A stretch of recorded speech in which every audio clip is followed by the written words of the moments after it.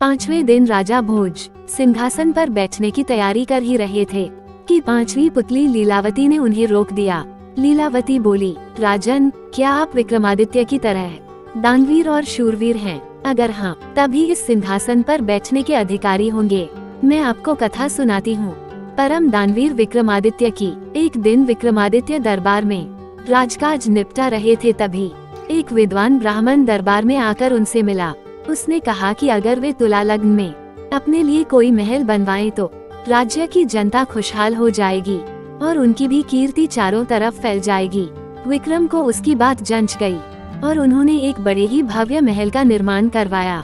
कारीगरों ने उसे राजा के निर्देश पर सोने चांदी, हीरे जवाहरात और मणि मोतियों से पूरी तरह सजा दिया। महल जब बनकर तैयार हुआ तो उसकी भव्यता देखते बनती थी। विक्रम अपने सगे संबंधियों तथा नौकर चाकरों के साथ उसे देखने गए। उनके साथ वो विद्वान ब्राह्मण भी था। विक्रम मंत्रमुग्ध हुए, साथ ही वह ब्राह्मण मुंह खोले देखता रह गया। बिना सोचे उसके मुंह से निकला, काश इस महल का मालिक मैं होता।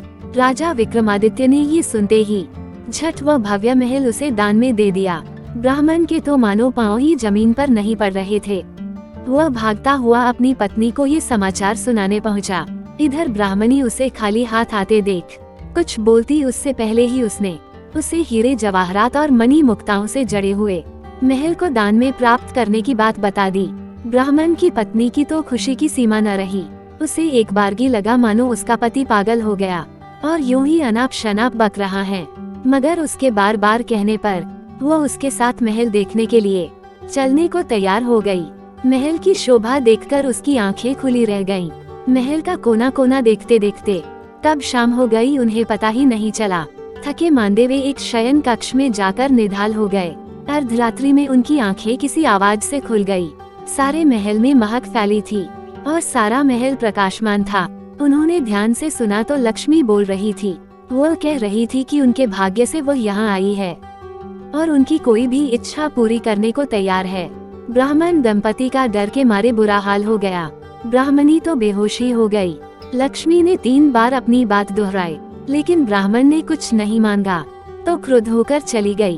उसके जाते ही प्रकाश तथा महक दोनों गायब। काफी देर बाद ब्राह्मणी को होश आया तो उसने कहा, ये महल जरूर भूथा है, इसलिए दान में मिला। इससे अच्छा तो हमारा टूटा फूटा घर है, जहाँ चैन की नींद सो सकते हैं। ब्राह्मण को पत्नी की बात जंच गई। सहमे सहमे बाकी रात काटकर तड़के ही उन्होंने अपना सामान समेटा और पुरानी कुटिया को लौट आए। ब्राह्मण अपने घर से सीधा राजभवन आया और विक्रमादित्य से अनुरोध करने लगा कि वे अपना महल वापस ले लें, पर दान दी गई वस्तु को वे कैसे ग्रहण कर लेते। काफी सोचने के बाद उन्होंने महल का उचित मूल्य लगाकर उसे खरीद लिया। ब्राह्मण खुशी खुशी अपने घर लौट गया। ब्राह्मण से महल खरीदने के बाद राजा विक्रमादित्य उसमें आकर रहने लगे। वहीं अब दरबार भी लगता था। एक दिन वे सोए हुए थे तो लक्ष्मी फिर आई। जब लक्ष्मी ने उनसे कुछ भी मांगने को कहा तो वे बोले, आपकी कृपा से मेरे पास सब कुछ है, फिर भी आप अगर देना ही चाहती हैं तो मेरे पूरे राज्य में धन की वर्षा कर दें और मेरी प्रजा को किसी चीज की कमी न रहने दें। सुबह उठकर उन्हें पता चला कि सारे राज्य में धन वर्षा हुई है और लोग वर्षा वाला धन राजा को सौंप देना चाहते हैं। विक्रमादित्य ने आदेश किया कि कोई भी किसी अन्य के हिस्से का धन नहीं समेटेगा और अपने हिस्से का धन अपनी संपत्ति मानेगा। जनता जय जयकार कर उठी। इतना कहते ही पुतली लीलावती बोली, बोलो राजन, क्या इस कथा के बाद तुम इस सिंहासन के योग्य अपने आप को पाते हो? राजा भोज निराश हो गए और अपने कक्ष में लौट गए। अगले दिन राजा को छठी पुतली रविभामा ने रोका।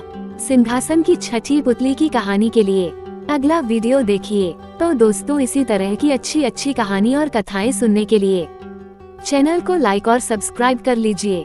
धन्यवाद दोस्तों।